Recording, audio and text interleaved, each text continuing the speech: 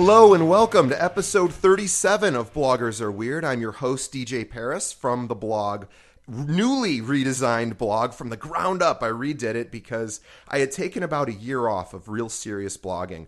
And now I'll be honest, I'm absolutely terrified. I'm not joking or using hyperbole. I am so scared of getting back into it, even though I had had some success in the past, or at least my version of success. And so I went, okay, I'm going to do it. I'm getting back in. I'm going to start regularly blogging again. And then I went, no, let's redesign the website. Because that's, feels like I'm doing something, but I'm not really. So I have a newly designed website, and now I don't have any other excuse except I've been in this horrible flu for the last 2 weeks. So I don't know if you can hear it in my voice. I have the flu / some sort of cold. And let me tell you what I'm doing tonight, just because if I don't write about it, at least I'll have said it here. I'm going to there's 75 guys. We all pack in this little veterans hall, and we eat filet mignon. It sounds cooked in butter outside. It's like 20 degrees. It's actually warm for this time of year in Chicago. And they serve it on little pieces of bread, no utensils, no vegetables. It's started by a friend of mine, and all the proceeds go to the Veterans Hall. But it's just disgusting. And we eat for about 2 or 3 hours. There's a way in and way out. And, it's just, I have no business going to this tonight with my stomach in its condition. So I may have a new story where I, in fact, shit all over this nice Veterans Hall, which would be a horrible way to honor the great men and women of the armed forces. But anyway, today, let's hope that I can get through, the next several hours. But I have time right now where my stomach is giving me a break. So let me talk about what we're doing today. We have Nicole Leigh on the show, who I've been a fan of for a while. And aside from her being an amazing writer, in her, she's an author and a blogger, and she does a lot of things. She's all over the place, quite frankly. But one of the things that we talk a lot about, and we sort of reached out to each other. I cannot say, if you're in the creative space, in the virtual world of blogging or podcasting or YouTubing, and you want to learn how to do it better, or you want to find the trade secrets, you got to get to the conferences. You just have to. I go to as many as I can. BlogU is a new one, and it started last year. And the idea was, let's scale it back. Let's do a more intimate, more interpersonal style get-together. And I didn't go last year, and this year I'm going, which I'm excited about. So I wanted to interview one of the people in charge, and she will talk all about it. We'll talk about her and the conferences. So there's only a few tickets left. So I've had this sitting in my computer for a week now, and I got to get it out because there's only a few tickets left. So, just enjoy. So let's get to the show. Enough of me rambling in my crazy flu headspace. Grab a tumbler of Tito's vodka, which apparently is a good vodka. I don't know anything about it. I don't even drink. But people from Texas keep asking me to mention it. So grab that Tito's or whatever your drug of choice is. Mine is currently several times a day slamming those little mini plastic cup capfuls of NyQuil. Sit back, relax, and enjoy.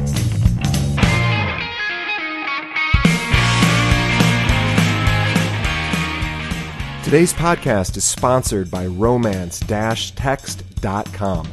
Looking to reignite the passion in your relationship? You have to check out romance-text.com. This is how to use text messages to bring back the passion and reignite the spark you once had. Now, if you're thinking this sounds cheesy, or maybe it's just learning how to send dirty text messages, it's actually not. This program by relationship expert Michael Fiore has been featured in over 200 television and radio shows. This program has a money-back guarantee, is normally $97, but listeners of Bloggers Are Weird get a special price of only $47 for the entire program. By purchasing the program, you help support this show. Visit romance-text.com and get the passion back.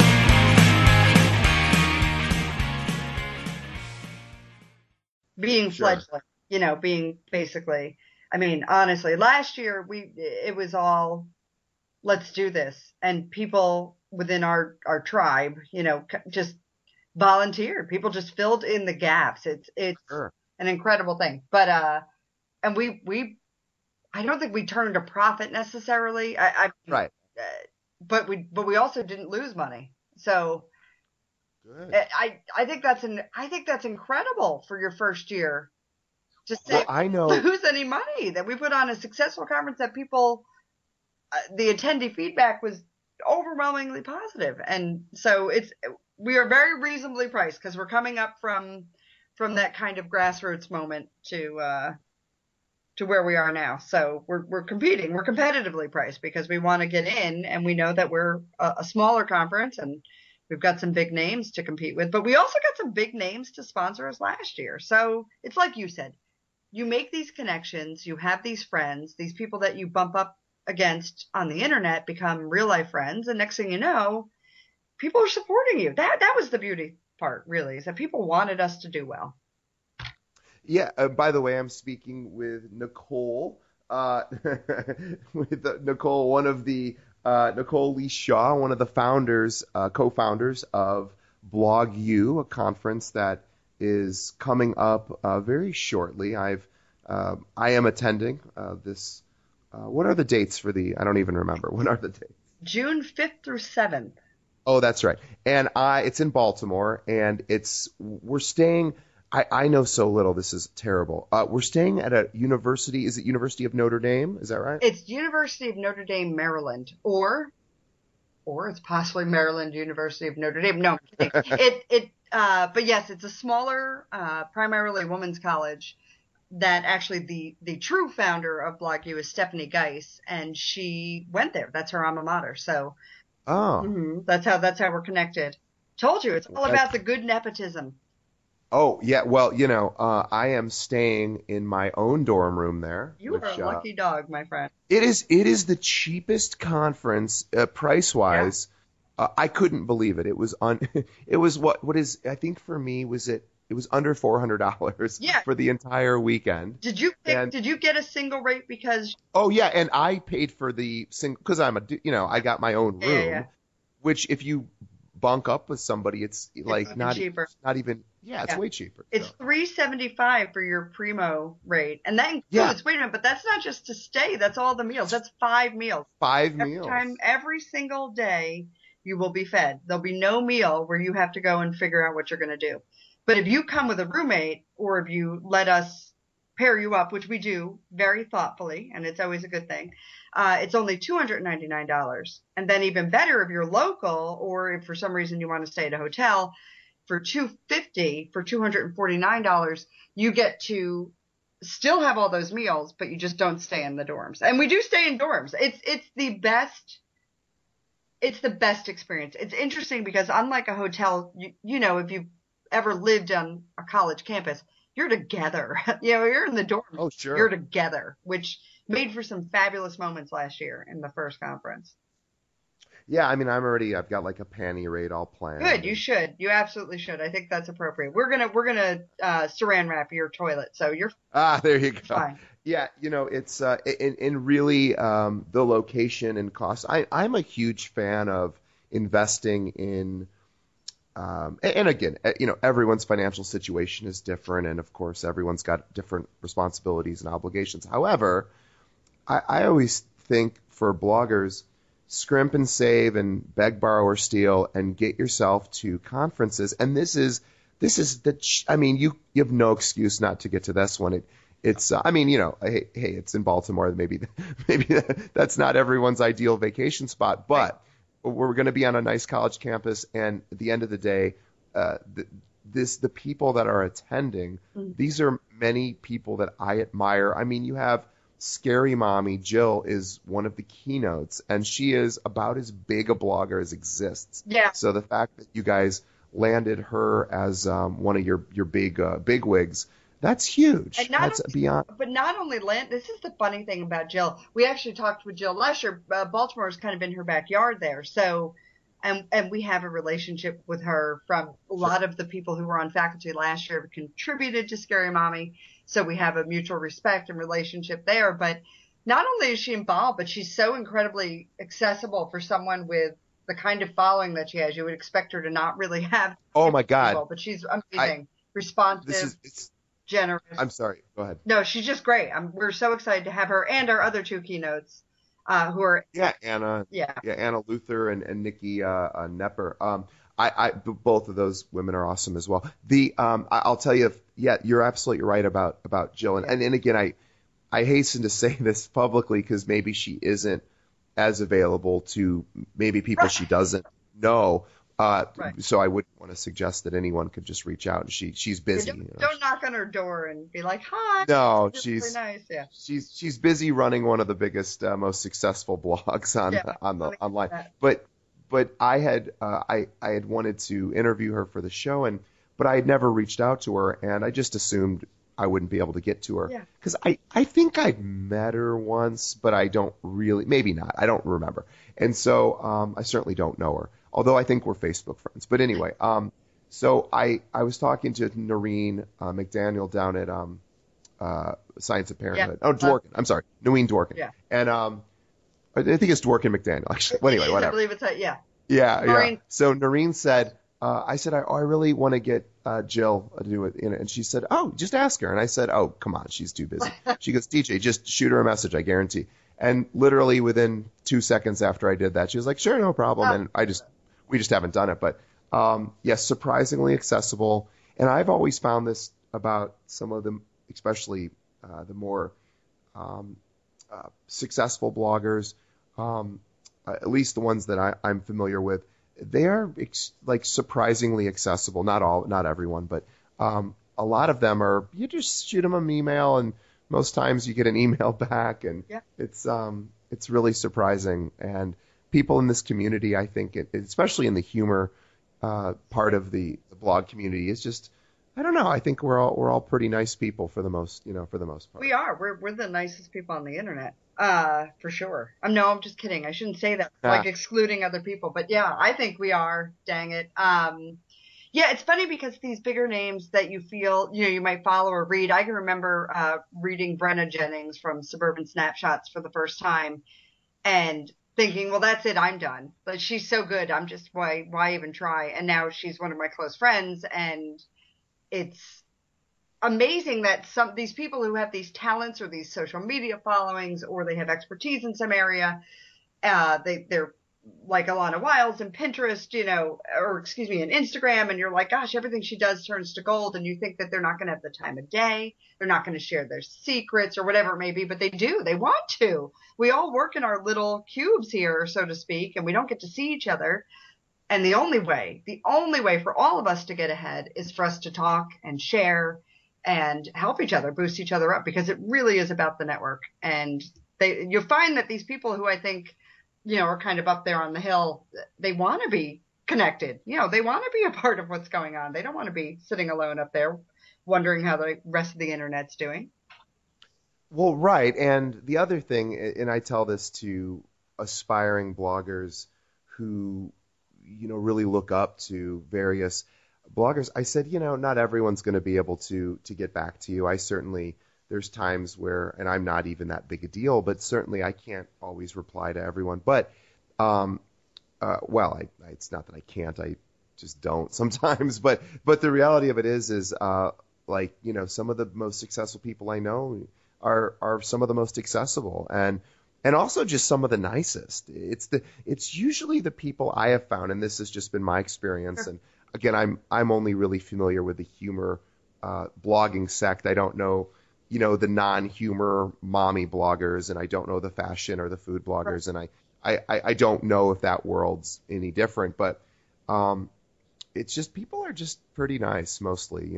I know there's a lot of women on women crime, but online with bloggers, but maybe just being a guy, maybe it's they leave me alone. Yeah, maybe that's possible. Yeah, everyone's been nice. And it's funny you mentioned accessibility, because that was a huge part of our conference. Is not something that is in direct competition in terms of being other or putting down a bigger conference like BlogHer. That has a lot of great value. I've been to BlogHer multiple times. It's been a good conference. But the thing that would happen when I would get there is that I would see all these people that I'd wanted to connect with. You spend all the month ahead of time Facebooking and Twittering and texting people and saying, will you be there? How can we meet up? And it's just so overwhelmingly large that you don't get that chance. Not with the attendees, because there's so many people you want to connect with, and not with the speakers, because they get mobbed and swamped with questions and whatnot. And part of what BlogU wanted to offer was to bring the same quality speakers to a much smaller environment so that everybody would be more accessible. The idea being that if we brought intelligent, savvy speakers to do good sessions, the attendees would follow, and everybody, attendee and speaker, would be able to connect and network. And that's a huge part of what makes that and conferences like IRMA, the Irma Bombeck Writers Conference, so satisfying to attend, is that you make real connections while learning things that are valuable.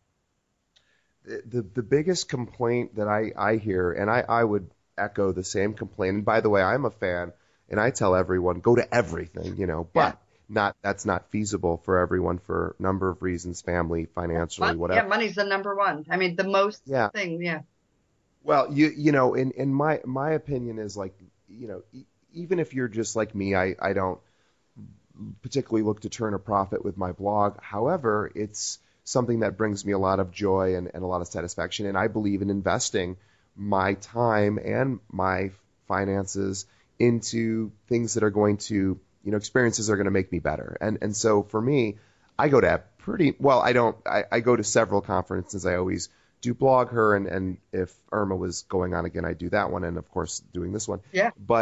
I'd go to others too if I had more time. But I tell people that, BlogHer is great. I love BlogHer, but you're so right. Where I think for me the best part of BlogHer, and this is not in any way a knock to them, is the connecting with people. There's so many, but you're right. You don't really get a chance to spend as much time with people that you think you're going to have time to spend, because there's 5,000 women there. Whereas you come to a smaller conference where, like BlogU, which is more inexpensive, it's more accessible, it's not as overwhelming, but the bigger focus is going to be on the content, the quality of the content, versus BlogHer, which has great content as well. But if they have so much to organize. This is a relatively simple, let's just get really amazing speakers, sessions, and we'll all hang out and have fun, and So and it's capped at, was it 250? 250, that's our cap. The dorms can only accommodate so many, and we also wanted to have a limit for ourselves so that we could say, how do we keep this let's get to know each other vibe without we don't want to compromise that. We don't want to give that up. We have something called office hours, for example. It's an academic theme, right? It's a collegiate theme. So sure, we've kind of framed everything as the Blog University. That's our real full name. But we have office hours. So all the faculty, we call our speakers and our keynotes faculty, are available for one whole hour on Saturday afternoon. And you just come in and you mingle and you talk. You can ask them questions you didn't get to ask them during their session, or you can just chat and get to know people. And it's a beautiful thing. It's a very relaxed conference. You feel like you're getting a lot. You end up tired at the end. Also, you don't have to make choices. Yes, you have to make choices between sessions. We have 6 different session periods, and our schedule is mostly full, but we are adding some more things as we continue to go. So the schedule is always being updated. But you don't have to say, which party am I going to tonight? Where am I going to, first of all, where you're going to get your meals. So you're already set. And we have 2 social events, one on Friday and one on Saturday, and everybody's there. So you don't get divided. You don't get, oh, great. I can remember being in BlogHer and waving to people, in Chicago and saying, okay, well, what part are you going tonight? Well, how will I see you later to connect? And you just don't have the time. You end up not seeing them again. Oh, absolutely. I knew exactly. In my first year at BlogHer, I knew Anissa from Aiming Low, who I was writing for, and I knew Leigh, who was another writer of hers. Don't Speak Whinies. I don't know if you know her, but anyway, the only other person I think the only other person I knew was Tanis, Redneck Mommy, right. And the only reason I knew her is she wrote me something funny on Twitter, and so then I started conversing, and I didn't even realize she was a big deal, and she's a very, very, very big deal. I think. Yeah. She's about, one of those big deal people. And so I was so excited to meet her because I only knew 3 people there. And I didn't see, well, this was in New York, and we did have an Aiming Low party. So I ended up, Right. I remember that one. Working that. Yeah. I have working the that. second place button to prove that. There you go. I do too. I still have mine. Boy, that Aiming Low was so great. It's a shame that it's no longer there. But the, I got to hang out with all the Aiming Low folks, but, Tanis was like on her deathbed or something. So I shook her hand and she about passed out, and I never got to hang out with her. And Anissa, I didn't even see until the event. And so it was a real, now it was good for me. It forced me to get out and meet people. However, I love the idea of the smaller conference and really getting to know people and seeing the same people over and over again. So yeah. I couldn't be a big enough supporter, and I'm sorry and sad that I missed it last year. I somehow just kind of was out of the loop until it was too late, and then didn't make it. But it was so grassroots last year. It was so much of Stephanie saying, guys, I think we should have a conference, and we all said, oh, okay, let's. And then next thing you know, the emails and the Facebook messaging, they were out of control. Somebody'd say, I think I have a sponsor over here. Or somebody else would say, I can be there early to help stuff swag bags. Or, all right, what are we going to teach? Let's talk about what we're going to teach. And the sessions were out of control. Great. We're bringing Anna Luther back to do another Pinterest session because she is the Pinterest queen. In addition to being our keynote, we're going to have Alana Wiles doing Instagram again. We're going to have some new people who weren't there last year. We're going to talk about having Kim Bongiorno, who you know. I know Kim well. My blog wife, my boo. She is going to be establishing a professional presence online. Jen Mann from People I Want to Punch in the Throat is publishing a book. We're having an SEO session with Lynn Morrison, who is on the Blunt Moms panel. I don't know if you're familiar with Blunt Moms. We're doing podcasting. You would have been a great speaker for that. You'll have to throw your name in the ring next year. It's just an amazing. We're talking some top level people. Like you take Anna Luther. She has huge connections with brands. She's intimately entrenched in the Pinterest function and how Pinterest works with bloggers. And also with Ahology. I don't know if you're familiar with Ahology, which is kind of a scheduling service for Pinterest. It's amazing the kind of people that we're getting who have great behind-the-scenes knowledge. But it all started because we said, let's see if we can do this. I mean, that's a crazy thing. So here's a funny thing, though, that happened talking about the intimate aspect. So we did an open mic last year on Friday night, and we only have so much time in the public space. So a few people got to read. We had them pick names out of a hat. We had people throw business cards into a fishbowl, and we just picked names out. So whoever got picked got to read. Well, the rest of them went back to the dorms. There's a common area in the dorms, and the faculty, myself and the other faculty, are cleaning up. We're finishing things up. We're getting ready to go. We head back to the dorms, and we find them all. They're reading their pieces to each other, kind of like almost like an old beatnik cafe moment, you know. Sure. And they wanted to continue to read and share. And we were disgustingly emotional about it, the people on faculty, to see all of these writers come together and share their work and not that could not happen at a giant conference. That could only have happened, I think, at BlogU. And that was an amazing experience. Yeah, I very much look forward. And if you're a male that is listening and you're a writer, you don't have to necessarily just be a blogger, but a writer who wants to improve their skills, whether you're online or in print or both. I will be there, and I know there's at least one other guy that's signed up. I don't know who he is. I've seen his name, but I suspect there'll probably be a few more before the end of. I think so too. I don't know what the breakdown is with a lot of these conferences in terms of how many women and how many men. We certainly want everybody is welcome. And we had one brave soul last year, Mike, who is coming back, I believe, is the other guy you're thinking of. And he's great. He was fantastic. It was, man, he just jumped right in there. We had our themed event on Saturday night last year was Nick Mom, who I write for, who a lot of our faculty had written for, and who we have a pretty great relationship with. Yeah. They threw a retro prom. So people dressed up in everything. You name it. Some of them went right back to their own decade and grabbed a prom dress off of eBay or some thrift shop. Some people went further. I went further back. And he showed up in a powder blue ruffled tux, man. He did. He was impressive. It was a good time. And it was a blast. It was a blast. Oh, by the way, what have you guys announced what the parties are going to be? So I can start getting a costume ready, or should I not worry about that? Don't know the theme yet.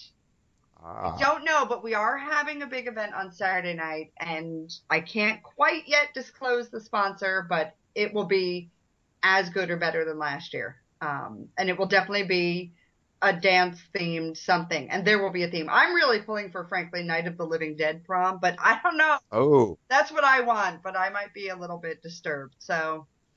So, by the way, if you want to sign up, and you should, it's kind of people who are coming to this are either people that have been to many conferences and recognize this as one of tremendous value, or it's people that have never been to a conference but want to do something smaller. I've been to a lot of conferences, and this is the most exciting one for me this year.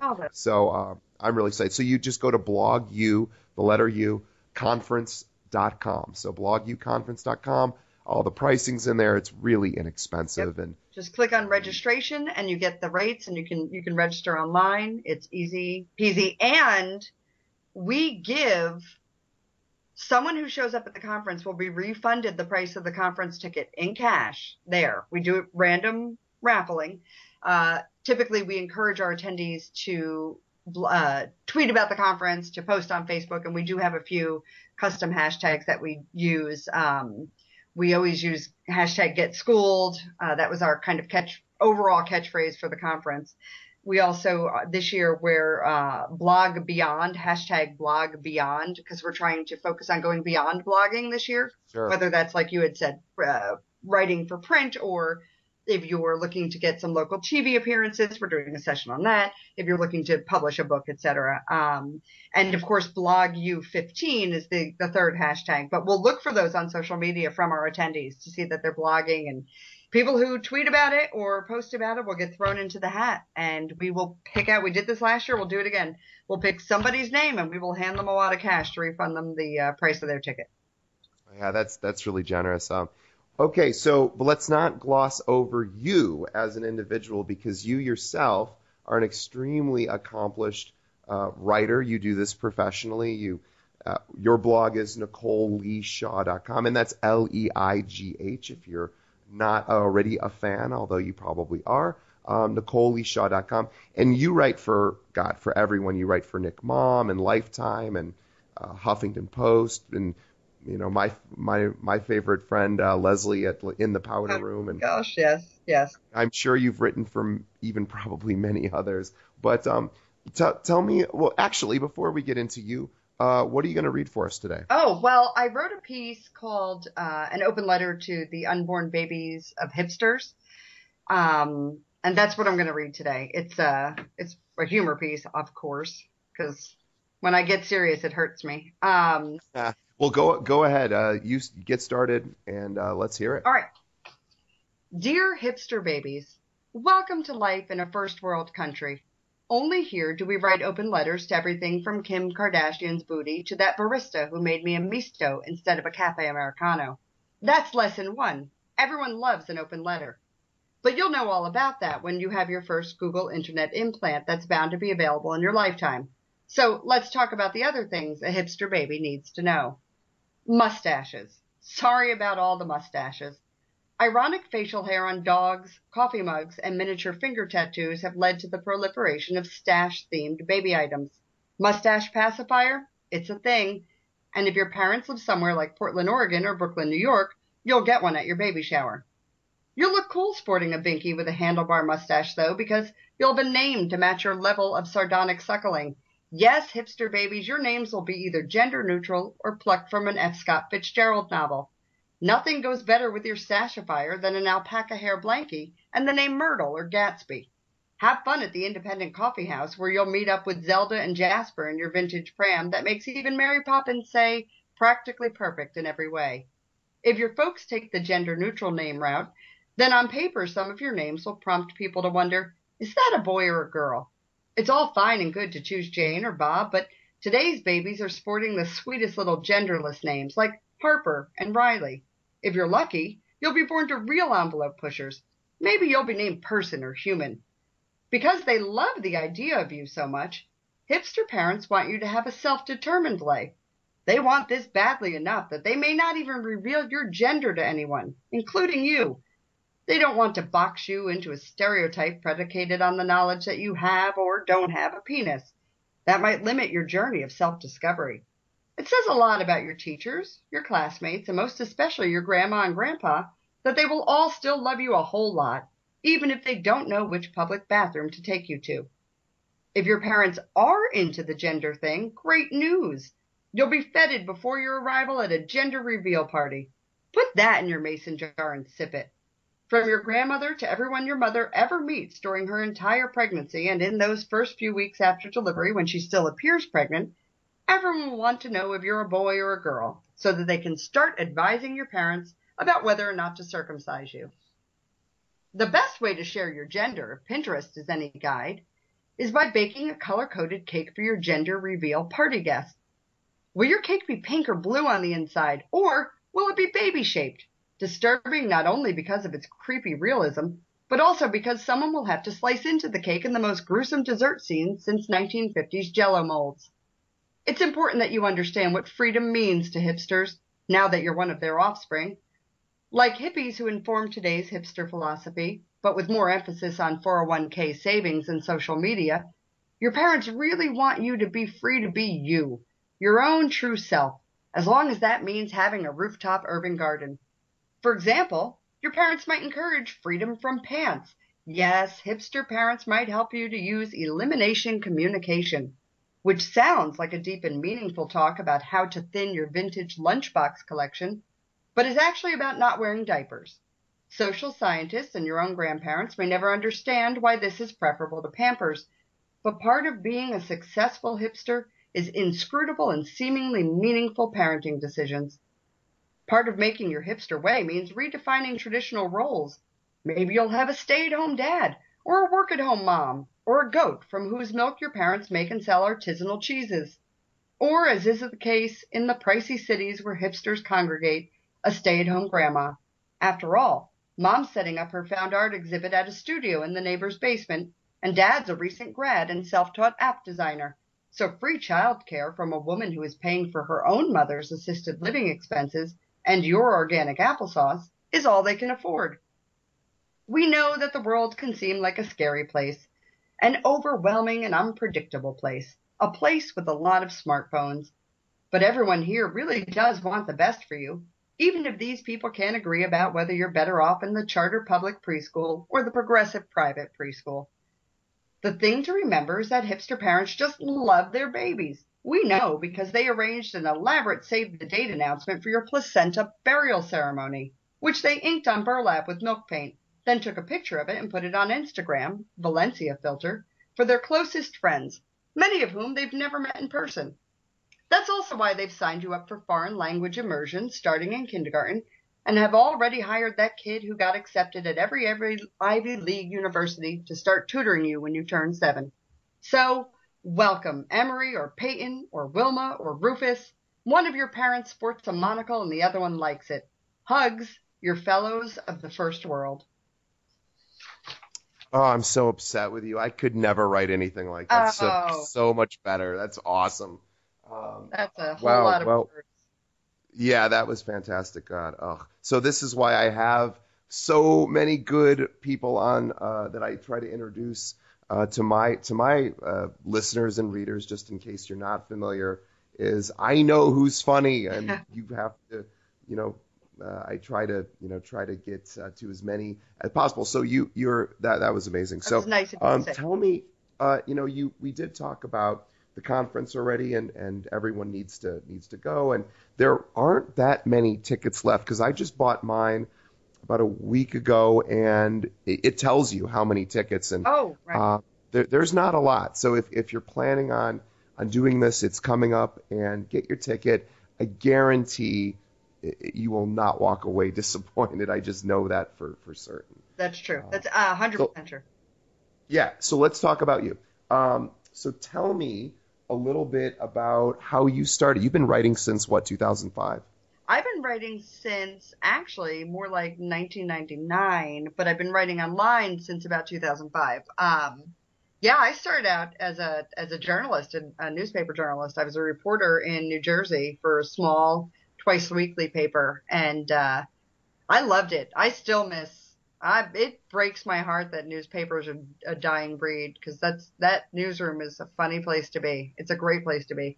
But I decided to get married instead, because they only pay like $2 a year to write for a newspaper. So I met my husband, who has a real job like real grown-ups have, and we decided to get married, and I followed him around the country instead of staying in journalism. But I did end up being an editor for Oxford University Press, which was exactly as boring as it sounds.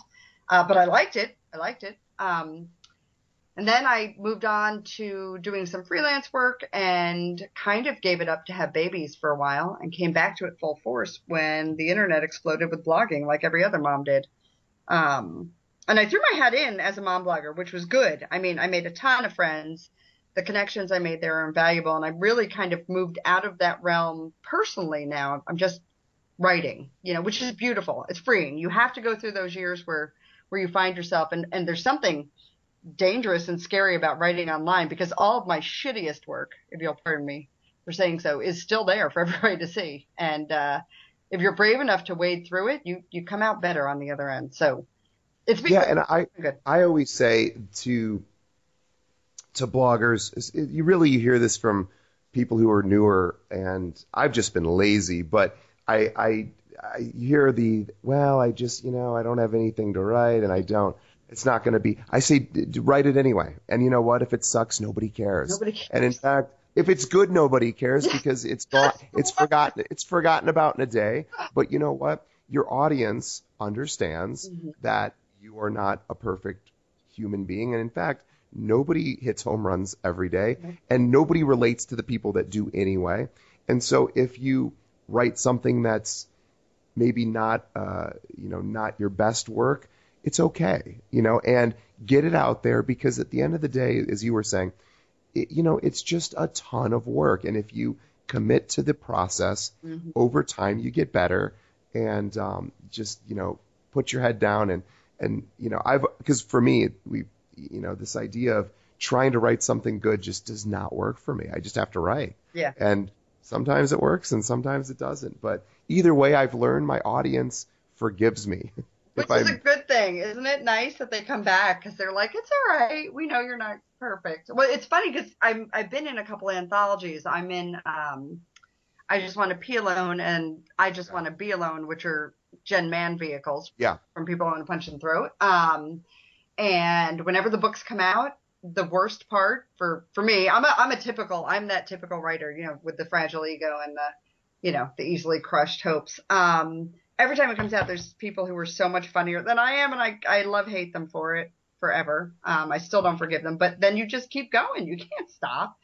You get, I always say, people say, would you delete your old stuff? And I say, no, don't delete it, but do edit it.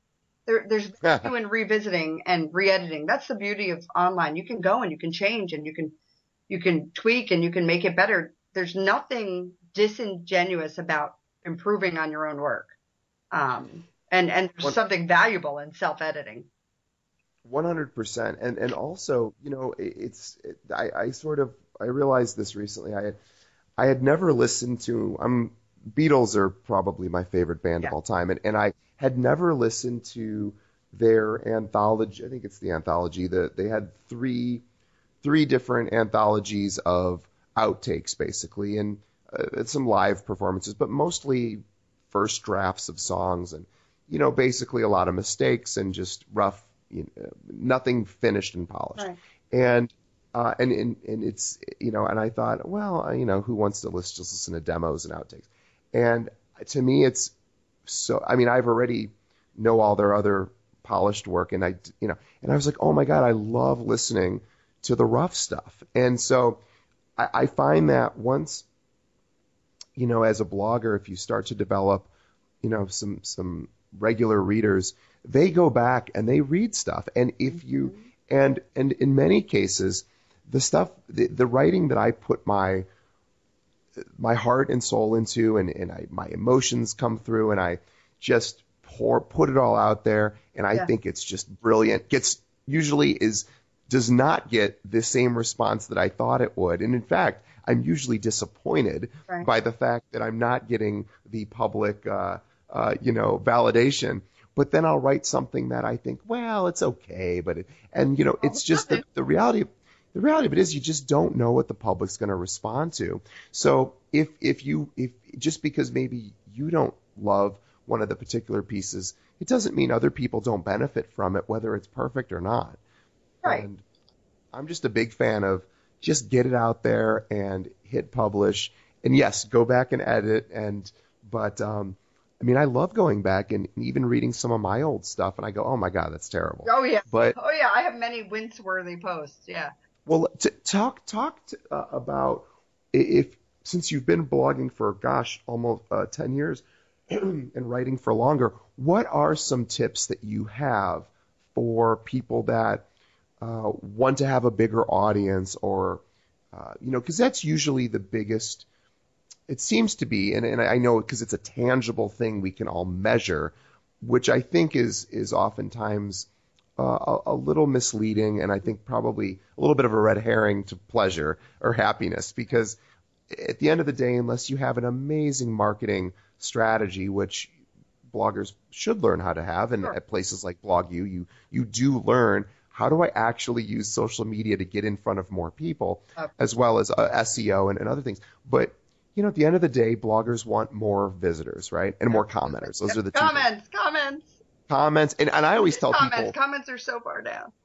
Yeah, and I always tell people just never even think about comments, because you can write something and people may love it, and it might never spark somebody to write because it's not that type of post, which means nothing to the effectiveness of it's communicating to your audience. I said, and because I've done that where I've written, I know it's good, I know it connects, and I get 3 comments, and then I write something stupid and silly, and I get 30 comments, and it's just there's no rhyme or reason.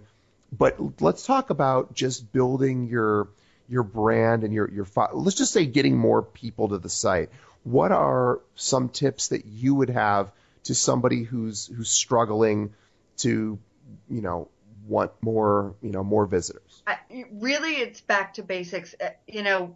It's okay to talk about what everybody else is talking about, to write about what everybody else is writing about. That's been going on for millennia. Like, that's human history. We do keep rehashing the same subjects. Sure, moms, for example, from 2,000 years ago didn't have to worry about, whether or not they were going to get an epidural, but they were having babies, and that experience hasn't changed very much. So don't be afraid.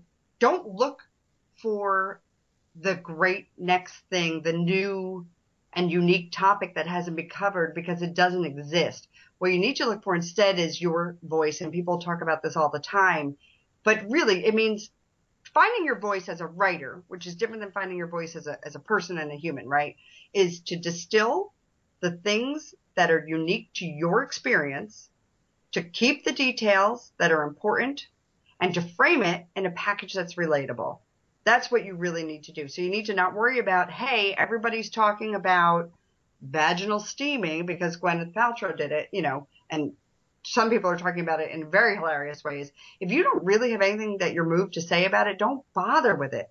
Find the things that you're moved to say, put them down, make sure they're powerful. That's that distillation process. What is the most powerful part of your story?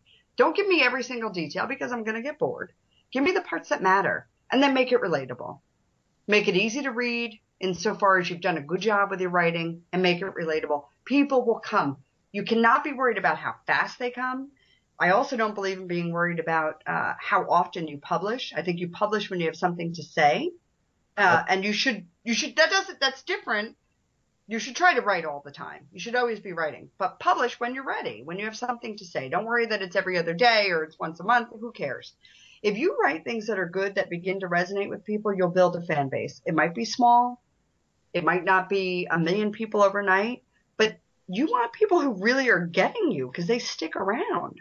So don't be worried about the 1 million people who clicked on one post one time. You want people who like your voice and come back to hear more of it. 100%. And you're so right. And it's basically, what I tell people is, when I tell writers is I said, really what you should have a solid marketing strategy in addition to focusing on your writing, because, there's 1 million blogs, and to just assume people will find you naturally, well, maybe they will, maybe they won't. So yes, study marketing, online marketing for blogs. That's a whole separate sort of skill set. But as far as the writing goes, I really encourage, well, I'll tell you what I do. I do not look at my stats. I don't look at my visitors. I track everything. It's all being recorded. I can go in there and look if I want. I just don't. And because it's only going to probably bum me out. It's very rarely is it ever going to be a good feeling. It's going to be, oh, that's not as many as I thought, because how many is it's once you get to, oh, well, if just 10 people read my blog today, well, then you get to 10, and then you get to 50 and 100 and whatever, 1,000. And then, from there, it's never enough. So if all you did was put your head down and write, and you write the truth, and you're honest and vulnerable, and, you just keep doing it, and you have a marketing strategy, then you may not become the big success. In fact, I don't ever assume that I would be a big success. And in fact, my ego's not that big. And so I just say, I'm going to assume nobody ever offers me any money. Nobody ever, I never get a job writing on a television show, whatever. It's never going to happen. That's my lot in life. And so why don't I just write anyway? And then if something happens, bonus. Well, it's funny because it does. There's a point when you're blogging, in the beginning, when you started a blog, you had that like feverish pitch, at which you blog at, and you're really excited, and it is exciting, and it's a shame to lose some of that energy that you have in the very beginning. Yes. And then at some point it changes. When I can remember the first time a stranger read my blog. I mean, I think that's a milestone for me. Yes, isn't that fun? Yeah. That's a great one. You're like, I don't know this person from Wichita. It's not related to me. But I think, when that starts to happen, you become self-conscious. And now you start worrying about, what does my audience want? What does my audience want? Instead of what do I want to write? And I think that's the wrong way to go about it. I think you write and your audience will find you, not the other way around. You don't look for an audience and then try to write for them. It just doesn't work. And that's all these, I'm not a particularly huge blogger by any means. My own blog doesn't generate a ton of traffic, but my writing has generated a ton of job leads.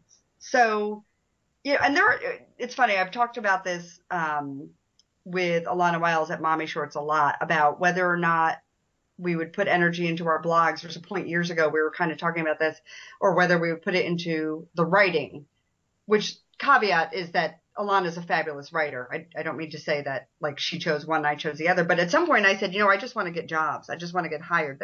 That's the life I know, from journalism. I was a magazine writer for a while. So I'm like, I just want to keep getting hired for being a good writer. And Alana said, I want to grow my brand and build my own audience and write the things that I want to write. She still writes truthfully and vulnerably, but it's an interesting thing that, you make that divide, but in both cases, the writing and the work has to be good. It has to be what you're capable of putting out, and people will come and find it, not the other way. You can't look for your audience. You can't buy them. And also, we were talking about earlier, when you become self-conscious, you start to think, that's it. I'm shutting it down. I'm burning it to the ground because it's crap. All of it's crap. Every blogger, every writer, no matter who they are, writes and looks back a year later, 2 years later, 3 years later, and says, oh my God, that was crap. If they were to give up, they wouldn't get to that next point where they look back at the work from 6 years ago and say, wow, look how much I've improved. And then they go another 6 years and go, oh my gosh, that was crap, but I'm glad I kept going because I'm getting better all the time. If you throw in the towel, you deprive yourself of the growth. Yeah, and if you put too much value on other people's behavior, coming, going, reading, commenting, it's a losing game. It'll never work. And it's so sneaky because there will be days where it does hit, Yeah. and the numbers look perfect, and then you have very little control, and so you'll start getting addicted to the high of that. Oh my God, 50 people or 100 people hit, and at the end of the day, like that will always bum you out. No matter what. Yeah. And then once you hit that high, like I'm writing for Lifetime Moms, and I had one piece that did really well. And that's it. Once you hit that high, you can't stop yourself. You will look and say, why is everything doing as well as this? But you can't do that to yourself. Look and know how to get over it. Same thing with the rejection. Accept it, cry about it if you have to, and then move on. Just, you will get rejected. You will have numbers that don't hit. You will have posts that die, Oh, I can't tell you how many bloggers have big and not big have turned down an opportunity. Not to be that this show is a big deal, but plenty of people. I get rejected not just for the podcast, but I've gotten rejected a million times for a million things, and rejection is awesome because it just basically teaches you that, hey, world doesn't revolve around you, but if you just keep getting out there and you keep writing, and you have a marketing strategy that's separate from your writing, and you figure out a way, because at the end of the day, the public votes. And so the public will tell you if they like you, but all you have to do is just, put your head down. But then I think most bloggers also have a very ill-conceived notion of success. And I think it's woefully vague for most people. It's, they can't really put a thing, I want to get a book deal. I go, well, you can put a book out yourself right now for free and make a lot more money. Not for free. You do it yourself. Sure. Put it on Amazon. You'll make 70% of the, the revenue. Yeah. And, traditional books, you make maybe $1 a book. And there's all, and I'm not saying you have to do one or the other, but if you're waiting for a book deal, good luck. It might happen. Or you could put a book out today on your own and feel good about that today. But if you want to see a physical book in a shelf at a Borders or Barnes, no, I guess Borders not anymore, but Barnes and Noble, if you want to see that, then there's a very specific path. It's very difficult. A lot of it's beyond your control. Yeah. It may happen. It may not. So why set yourself up for a goal that you have largely very little control over, and in an industry that is dying pretty fast. Yeah. So it's funny. I know that and what I try to tell people when they say, I want to be able to hold a book. I said, I get it. I understand. But is that more of an ego thing? Or 100%. Of course. And I have it too. And I've got that same stuff. And I just try to tell people the goal. What I find for me is I really don't care how many people hit my blog. I've had things where I've had a tremendous amount of traffic because someone retweeted something that was a big deal, whatever. Right. And then I've had days where I get hardly any. And it really just doesn't matter but what matters to me is that I get to go back through my writing. I'm my own best reader. I go back through. I don't do it often, but when I go back through, I go, oh my God, I can't believe I did that. That was pretty good. Right. And there's, so I think it's just, the book. I don't know if you ever read The War of Art, which is Stephen Pressfield. It's all about. I haven't. Oh, you have read it, or no, I haven't.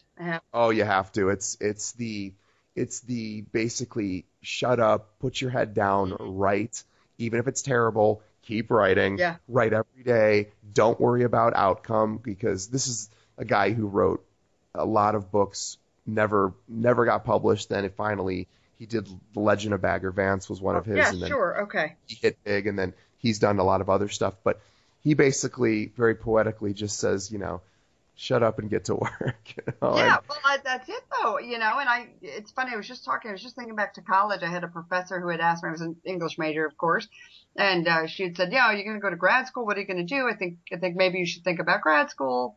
And I said, I don't know. I said, right now I'm looking to graduate. And she was very frustrated with me because she wanted to know what my goals were. You're talking about that, that writer's like, I want a book. And I just said to her, I said, I'm not a point A to point Z person. I'm a point A to point B person. And I think that is a great attitude to have when you're blogging. It's, I'm worried about this piece right here. I'm worried about this right now, what we're doing. I'm worried about this podcast right now. I'll worry about something else tomorrow. That doesn't mean being ignorant and putting your head down when opportunity comes your way, but it means in the interim, before I figure out what point Z is, let me at least try to get halfway through the alphabet and see where that takes me. Plus, like you said, publishing a book is hard. For example, that's a big carrot for a lot of writers. It's potentially expensive, even when you're with a publishing house, because it's not like you get signed and you have a giant marketing budget.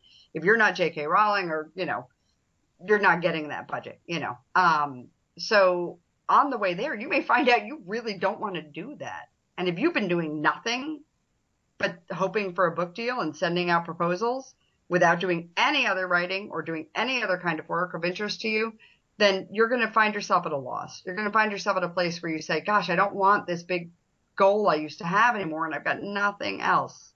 So you've got to focus on the daily.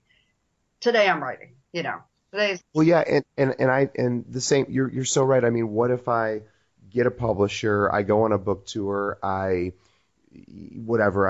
laboriously get this thing up and running, it's out, and what if it doesn't make any money? Then am I a failure to myself? Right.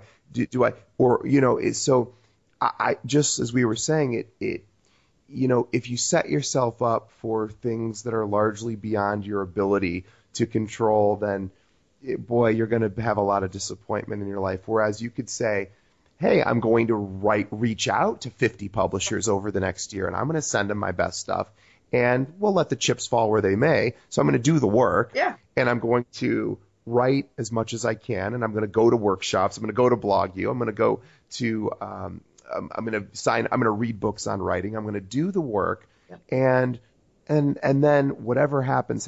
But it's not complicated. I had somebody recently ask me, because I don't really work with brands. I don't attract a lot of brands, and then the ones I just typically don't do it. And I would do it, I just usually don't.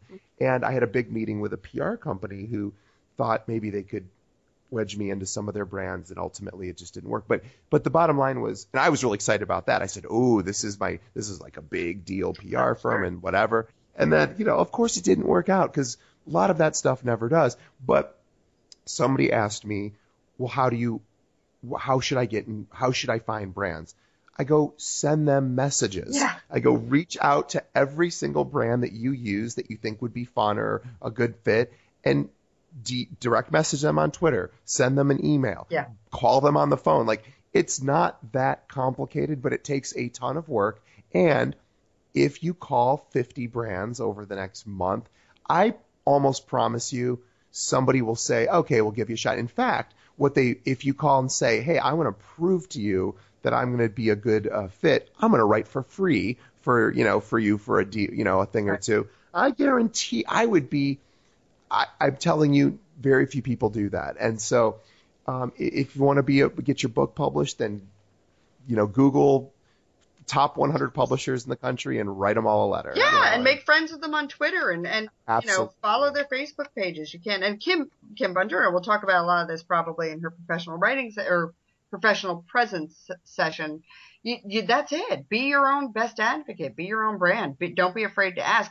I remember the first sponsored book. Plus, also say yes to things that you wouldn't normally say yes to. Absolutely. Every once in a while, do that thing you wouldn't do because it teaches you a lot. It's a lot like rejection teaches you. The very first sponsored post I believe I did was for Columbia Sportswear, and they sent me a ski jacket. I don't ski. I'm not particularly athletic. And I take my kids to the bus stop. That was the only place I had to wear this jacket to, which it came in handy being in Indiana. It was cold, but it was a difficult thing to write that sponsored post, but I learned so much. Columbia is a great brand, but they're not my brand. And I learned that I won't take money from just anybody, which is saying something, because I actually really kind of will take money from just about anybody. And that it has to be the right fit for me. And I also had to have a certain amount of creative control over things, which Columbia gave me all of that. But since then, like you said, I don't do a ton of sponsored posts on my blog. Again, it's because I'd rather find a place where my voice fits than try to fit my voice to something else. I've written for places. I'll give you for instance, I wrote for Fandango.com briefly. And they were great. They were wonderful to me, but that relationship was strained for me. I had a hard time making it work, because I'm not really a movie buff necessarily. And although I did know what I was talking about for the stuff I was writing, it didn't come easily to me. So you gotta try. I wouldn't have known that if I hadn't tried. I wouldn't have known about Columbia if I hadn't tried. So now I try to only do sponsorships with, I like to work with other bloggers. That's another way to do it too, is that you make friends with some of your blogging friends who are big into brand development. We've got, for example, Susan from Divine Secrets of a Domestic Diva has a beautiful relationship with brands, and she and Alana both stick out the most for me as people who do this well. She makes it fun. You never read one of their sponsored posts and say, gosh, that was a waste of my time.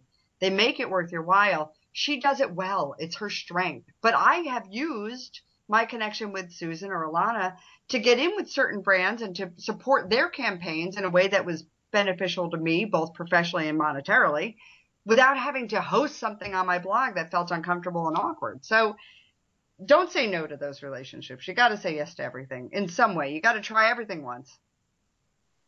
Yeah, 100%. I asked Tanis Miller, who's Redneck Mommy, is one of my writing heroes, and I had never really done a sponsored post, and I had an opportunity to work with, funny enough, Cottonelle, and they were looking for some humor bloggers, and we did some funny things. They had a really funny campaign about toilet paper, and which was perfect for me. And so I had said, well, I don't remember what my audience going to think this is kind of selling out. And she goes, no, as long as it fits with who you are, your audience will forgive you. I don't even think she should forgive, because she just said your audience, they don't care. As long as the content is good, they don't care if you're getting paid or not. They just want a funny, good content. For sure. I did that with Green Giant, and it ended up being one of my favorite posts I've ever written. And it was the Green Giant campaign. I was talking about frozen vegetables, but for me, it was a riot. I think my readers liked it too. I hope. There goes back to that ego frailty, but it was great. I did 3 posts with them, and I was well compensated, and it was a blast. And you just never know. You and you're good to go.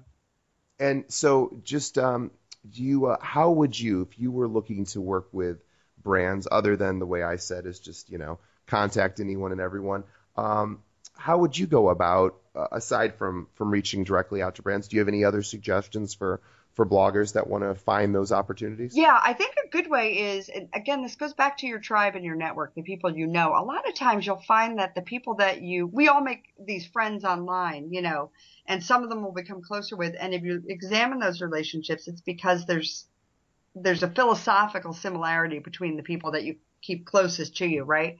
So I would find those bloggers that you feel like these are soulmates of yours and see what brands they work with. Not to steal brands from people, but to just know, okay, they're working with so-and-so, and this is the kind of campaigns they're doing. Maybe I should start following them on Twitter, communicating with this brand, seeing if I can too. And if you're close enough with another blogger, say, hey, I noticed you work with brand X.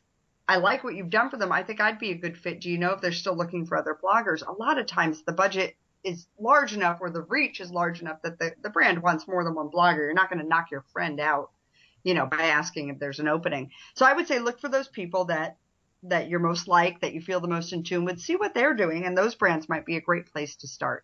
Also, I'd say go locally. If your blog has a local presence of any kind, start there. See if there's some places that you have a genuine connection with, the local coffee house or a small gift emporium or something, or an ice cream place that you love, whatever it might be, because you already love those places. They might be looking for someone to write about them. And once you get in and kind of get your feet wet doing that for brands well, you can extrapolate and say, who else could I do this for? And sometimes brands will find you. Once they see that you've done this kind of post before and they see how you've handled it, they might start to find you. Again, it's just like finding an audience. You write your authentic work, an audience will find you. Same thing with sponsored post and branded blogging. You do it authentically and other brands will find you. Absolutely could not agree more. Well, to wrap up, I want to remember that the BlogU conference, which Nicole is a co-founder of and is in charge of finding sponsors and brands. So if you are a brand or any sort of want to have a business relationship and with BlogU to reach out to Nicole. She's all over, easy to find, NicoleLeighaw.com, LeighaShaw, or you can find her, Nicole Leighaw, on Twitter, Nicole Leighaw Writer on Facebook, and just Google her. She's easy to find. Yeah, so. That's true. Yes. I hope. If I'm not easy to find, I'm doing it all wrong, and they should kick me out. They should kick me out now before I bring the ship down. But yes, we would love to hear from any and all sponsors. We have, as far as BlogU is concerned, we have sponsorships from the top to the bottom. We have less expensive ways to get involved, and we're open to custom sponsorships too. If there's something that you as a brand, if you're hearing me now, want to do, just reach out. Let's see if we can make it happen. And I've been to a few smaller conferences, and if you're a brand that thinks that you're not sure if this would generate any publicity or press for you, in these smaller conferences, I've been to them, the participants are so grateful that so-and-so's, such and such company is providing X, Y, or Z, or just being a presence there, that it almost probably works better than in the big, huge conferences where you're just kind of lost among the hundred of other sponsors, right, which people don't pay attention to. Yeah, so the focus is fun. And then, you've got these people who will be tweeting about so-and-so brand that they met for the first time or product that they tried for the first time at their conference. You get a lot of that. And again, they feel kind of an ownership of that brand. They feel some loyalty to it because of the smaller nature and the ability to focus on it. And also brands who come and sponsor BlogU in the past have had a lot of success after the fact, setting up other successful campaigns with the people that they've met at the conference, including, for example, Huffington Post, who was one of our sponsors last year and who will very likely, we hope, be involved again this year in some way, and Nick Baum, who brought new writers on and developed, new voices just from attending the conference. So the benefits are multifold. Yeah, I mean, it's really a no-brainer if you're a blogger, even if you're shy or introverted, get to the conference, do something scary. I promise it'll be okay. Yeah, everyone's nice. None of the mean people online are going to show up. They're going to stay in their little dark corner of their room and write mean, nasty things. They don't come to the stuff like this. And it's just a lot of fun, and you will make deep connections if you're open. You'll make friendships. It's a no-brainer. And I am so grateful that these kind of conferences exist, because if nothing else, even if I didn't get things out of the sessions, which I know I will, I at least get to see some of my friends, and how exciting is that? That's the best. It's the best because we don't get to a lot of times. We sit behind our computer and we don't get to hang out with our friends as much. So that's a very good thing. I'm glad you're coming.